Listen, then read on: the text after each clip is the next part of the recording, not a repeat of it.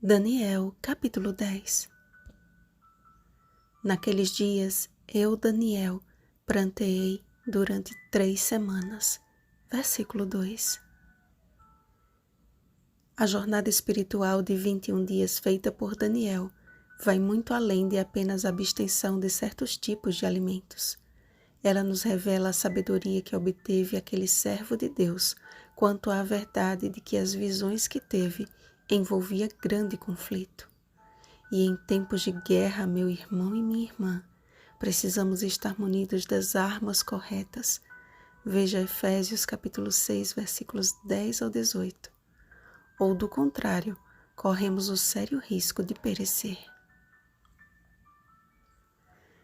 Daniel entrou em um período de profunda angústia de alma e, tomando posse do que já lhe era um costume, as 3 orações especiais do dia tornaram-se em 3 semanas inteiras de reavivamento espiritual. Abstendo-se de manjar desejável e de tudo aquilo que pudesse lhe embotar a mente ou distraí-la, Daniel provou mais uma vez que o que nós consumimos tem uma íntima relação com o nosso todo. Ou acaso não sabeis que o vosso corpo é santuário do Espírito Santo? 1 Coríntios capítulo 6, versículo 19. O mérito da questão, contudo, não se trata de comida ou de bebida, mas da escolha de um servo de Deus de buscar na fonte de toda a sabedoria as respostas para os anseios de sua alma. A abstinência de certos tipos de alimento foi a consequência e não a causa.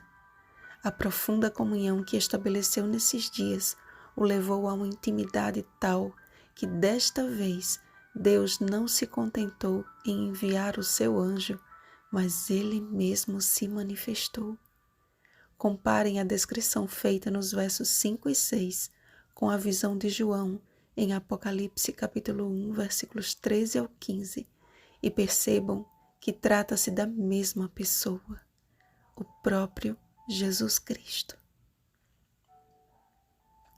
Semelhante ao que aconteceria com o apóstolo Paulo centenas de anos depois, Atos capítulo 9, versículo 7.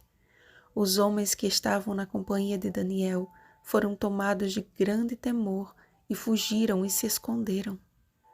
2 coisas ficam bem evidentes aqui.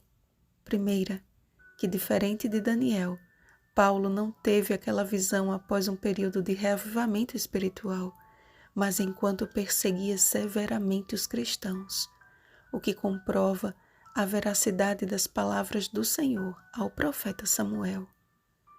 Porque o Senhor não vê como vê o homem vê o exterior, porém o Senhor, o coração. 1 Samuel capítulo 16, versículo 7. Segunda, que todo aquele que não possui um coração sincero e pronto a ouvir a voz de Deus, foge e se esconde de sua presença.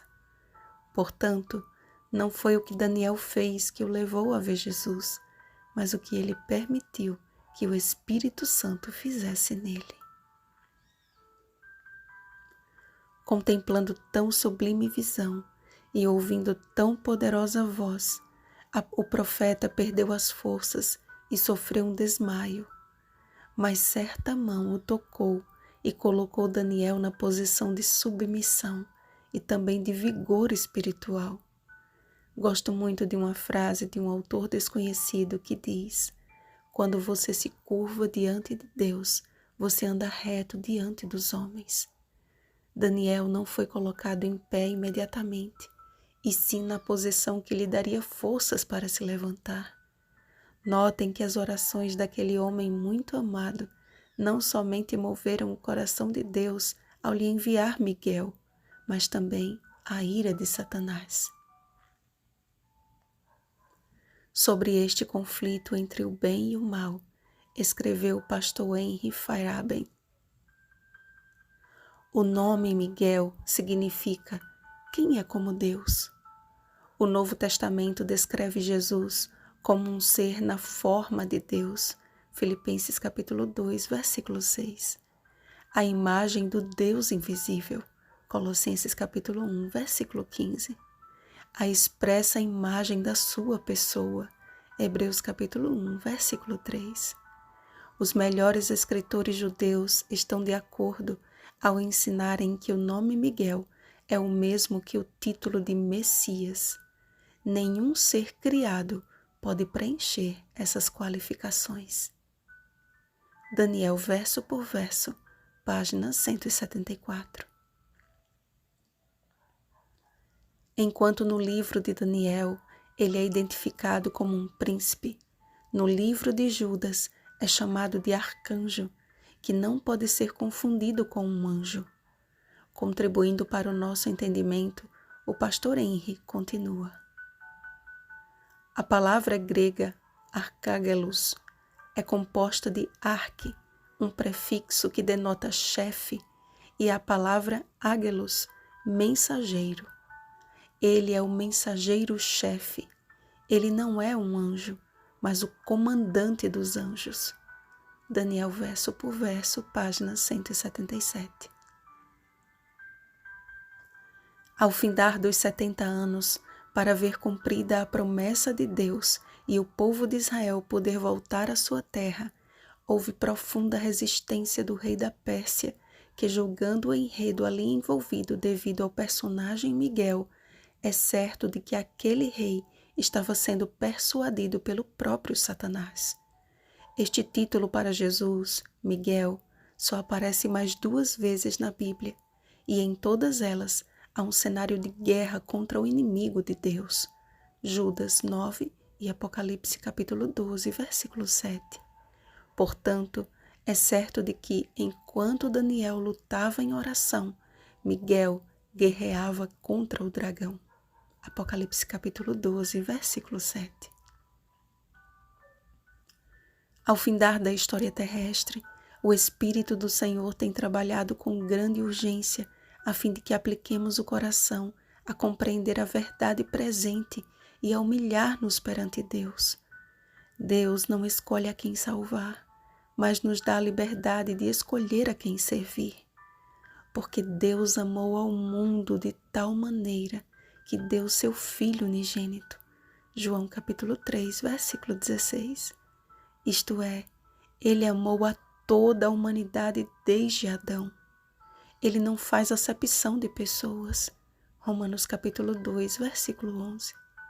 O seu dom gratuito de amor é uma oferta para todos. Porém, a salvação implica na condição contida no final do mesmo verso, para que todo que nele crê não pereça, mas tenha vida eterna. Estamos todos inseridos no grande conflito que envolve o meu e o seu destino eterno. Assim como Daniel despertou a ira de Satanás, o inimigo de Deus está irado contra um pequeno povo, Apocalipse capítulo 12, versículo 17, que tem sido uma pedra no seu sapato. Perseverando em viver de acordo com a luz dada ao profeta Daniel, este povo despertará a cólera final do inimigo, que usará governantes e autoridades para dispersá-lo e impedir que avance para Canaã celeste. Mas todo aquele que, semelhante ao homem muito amado, permitir que o Espírito Santo o conduza, não terá o que temer, pois ainda que tenha que passar por um período em que sentirá-lhe fugir as forças e até a própria vida, será fortalecido pelo Príncipe da Paz.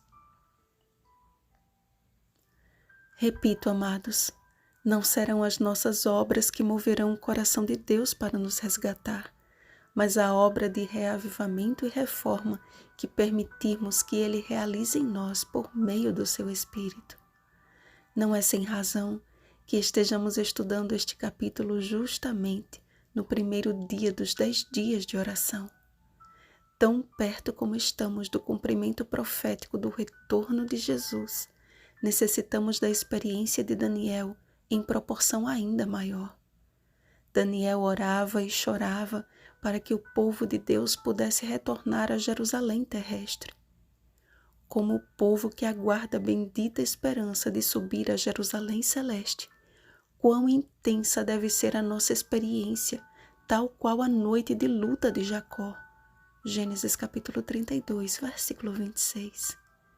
Em nossos lugares de oração, quer seja num bosque ou numa montanha, quer num canto do quarto ou num cômodo solitário, sejam expostas as nossas fraquezas e debilidades, e ouvida a voz de Deus a nos dizer: como príncipe lutaste com Deus e com os homens e prevaleceste. Gênesis capítulo 32, versículo 28. Que façamos parte do seleto grupo dos amados de Deus que estão, como escreveu Ellen White, esperando somente serem recolhidos. Atos dos Apóstolos, página 109. Vigiemos e oremos.